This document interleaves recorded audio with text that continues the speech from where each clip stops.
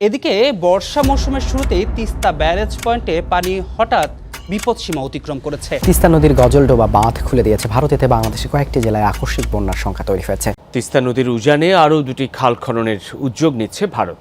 বর্ষায় পানি আর মাছে পরিপূর্ণ প্রমত্তা তিস্তা এখন শুকিয়ে ধুধু বালুচর আর মরুভূমিতে পরিণত।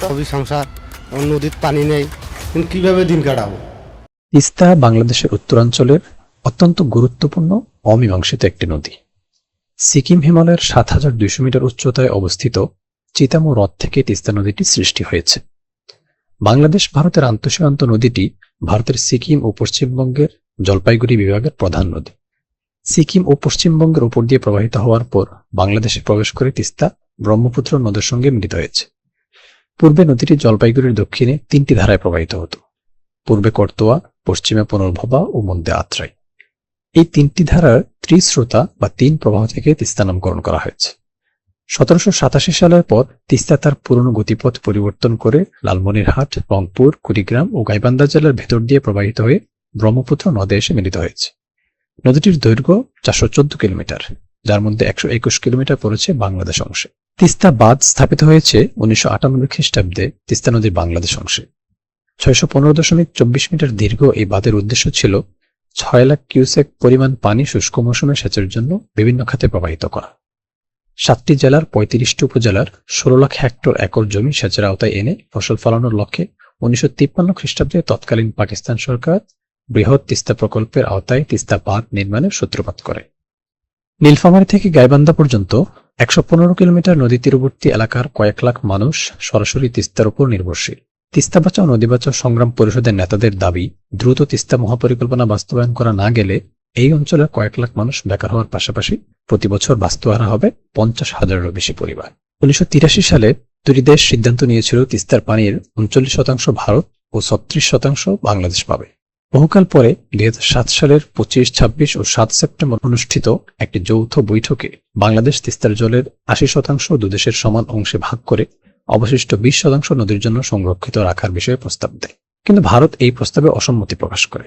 নীলফামারীর তিস্তা নদীর উজানে ভারত জলপাইগুড়ি জেলার মালবাজার মহকুমায় গজলডোবা বাঁধ নির্মাণ করে বাংলাদেশে স্বাভাবিক জল প্রবাহ নিয়ন্ত্রণ করছে। ২০১১ সালে ভারত বাংলাদেশকে ৩৭.৫% পানি দিতে সম্মত হয়, কিন্তু পশ্চিমবঙ্গের মুখ্যমন্ত্রী মমতা ব্যানার্জির আপত্তির মুখে চুক্তিটি সম্পন্ন হয়নি। মমতা ব্যানার্জি বলছেন, তিস্তায় দেওয়ার মতো পানি নেই। মূলত তিস্তার জল দিয়ে ৯ লক্ষ হেক্টর জমিকে সেচসেবিত করে তুলতে চায় পশ্চিমবঙ্গ, আর বাংলাদেশ চায় ৭ লক্ষ হেক্টর জমিতে সেচের জল দিক তিস্তা। নদী বিশেষজ্ঞদের মতে এই ১৬ লক্ষ হেক্টর জমিতে সেচের জন্য নদীর জল দিতে গেলে শুখা মৌসুমে তিস্তায় প্রতি সেকেন্ডে ১৬০০ ঘনমিটার জল থাকা দরকার, অথচ এখন থাকে প্রতি সেকেন্ডে ১৫০ থেকে ২০০ ঘনমিটার জল। এটা তো রীতিমতো ভয়াবহ অবস্থা। সুতরাং যদি তিস্তা শুকিয়ে যায় তাহলে বাংলাদেশের চেয়ে পশ্চিমবঙ্গের ক্ষতিই হবে বেশি।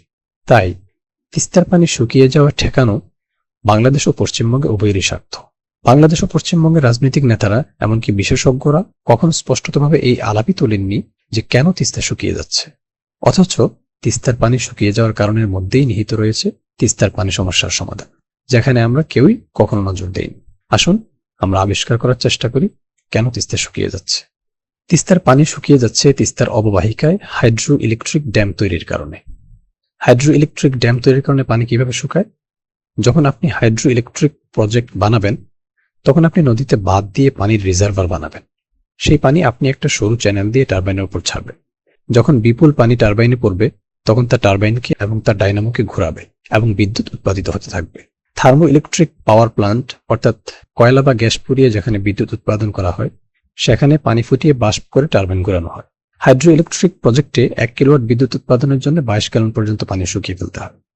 এবার দেখা যাক ভারত তিস্তায় কতটি হাইড্রো ইলেকট্রিক প্রজেক্ট করেছে। তিস্তায় ভারত সরকার মোট ২০টি হাইড্রো ইলেকট্রিক প্রজেক্ট করার পরিকল্পনা করছে। এর মধ্যে ৫টি ইতিমধ্যে হয়ে গেছে আর ১৫টি নির্মাণের বিভিন্ন পর্যায়ে আছে। শুধু তাই নয়, ভারত তিস্তা নদীর সুতীব্র স্রোতকে ব্যবহার করে আগামী ১০ বছরের মধ্যে ৫০,০০০ মেগাওয়াট বিদ্যুৎ উৎপাদনের পরিকল্পনা গ্রহণ করছে, যেখানে চীন তার নিজ দেশে ইয়াংসি নদীর উপর ৩টি ব্যারেজ নির্মাণ করেও এত বিদ্যুৎ উৎপন্ন করতে পারেন। অন্যদিকে শুধু বিদ্যুৎ উৎপাদনই নয়, তিস্তার পানি বিকল্প খালের মাধ্যমে প্রত্যাহার করে পশ্চিমবঙ্গ সহ আশেপাশের এলাকায় সবুজ বিপ্লব ঘটিয়ে ফেলেছে। আর বিপরীত দিকে পুরো হুমকির মুখে পড়েছে বাংলাদেশের ভূতাত্ত্বিক অস্তিত্ব। পদ্মা, ব্রহ্মপুত্র, যমুনা এই তিনটি নদীর জীবন ও তিস্তার শ্রদ্ধার উপর নির্ভর করে আছে। বাংলাদেশের নদ নদীগুলোর সকল পানির উৎসমুখের প্রধান দুটি ঝর্ণাধারা, একটি হলো ফারাক্কা পয়েন্ট, যা ইতিমধ্যে ভারত শতভাগ দখল করে বাংলাদেশের সর্বনাশ করে ফেলেছে। অন্যদিকে তিস্তার পানি 5টি বাঁধ ও 2টি ব্যারেজের মাধ্যমে প্রত্যাহার করে এদেশের পানি প্রবাহের প্রধান ধারাটি চিরতর বন্ধ করতে যাচ্ছে।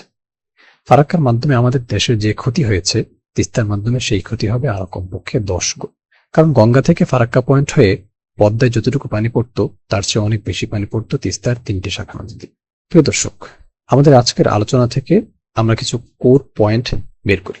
যেমন 1, ভারত তিস্তার প্রবাহ আটকে যে কোনো ধরনের প্রজেক্ট বা পরিকল্পনা নিলে তিস্তার পানি বন্টন সমস্যার সমাধান কখনোই হবে না। 2, মৌলিক সীমারেখার বাঁধ ছাড়া অতিরিক্ত সমস্ত নির্মিত এবং নির্মাণাধীন বাঁধ ধ্বংস করতে হবে। 3, ভারতের বিদ্যুৎ উৎপাদন পরিকল্পনার জন্য তিস্তাকে হত্যা না করে বিকল্প সমাধান খুঁজে বের করতে হবে এবং তা সম্ভব।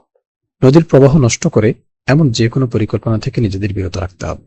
5, দুই দেশের জন্যই সেচ প্রকল্প ছাড়া তিস্তার পানি দিয়ে ভিন্ন কোনো কিছু করার চিন্তা করা যাবে না এবং তিস্তাকে বাঁচিয়ে রাখতে, তিস্তার মাটি ও কৃষিকে বাঁচিয়ে রাখতে তিস্তার প্রবাহ না আটকিয়ে ছেড়ে দিতে হবে।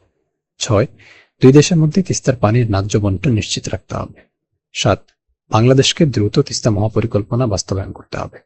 সবশেষ আমরা বলবো, গত 24 তারিখ প্রধানমন্ত্রীর ভারত সফর শেষে আমরা স্পষ্ট জানতে পারি যে ভারতের তিস্তা চুক্তি নিয়ে কোনো আগ্রহ নেই, তবে তারা আমাদের তিস্তা মহাপ্রকল্পে অর্থায়ন করতে চরম আগ্রহী। স্বাধীনতার পর থেকে আজ অব্দি বাংলার মানুষ তিস্তার পানির জন্য কেঁদেই যাচ্ছে। আজকের পর্যালোচনা থেকে আমরা দেখতে পাই, ভারত যদি তিস্তার প্রবাহ আটকিয়ে বিভিন্ন প্রজেক্ট পরিকল্পনা বাদ না দেয়, তাহলে দূর ভবিষ্যতেও বাংলাদেশের তিস্তার পানি পাওয়ার সম্ভাবনা খুবই ক্ষীণ। ভারত বড় দেশ, তার চাহিদাও অনেক বেশি। আপনার কি মনে হয় তিস্তা কেন্দ্রিক ভারতের চাহিদা কখনো শেষ হবে? তারপর কি আমাদের ভাগ্যে পানি জুটবে? আপনি কি মনে করেন বাংলাদেশ সঠিকভাবে দর কষা করতে পারবে, নাকি নামমাত্র মূল্যে একের পর এক সুবিধা দিয়ে যাবে ভারতকে?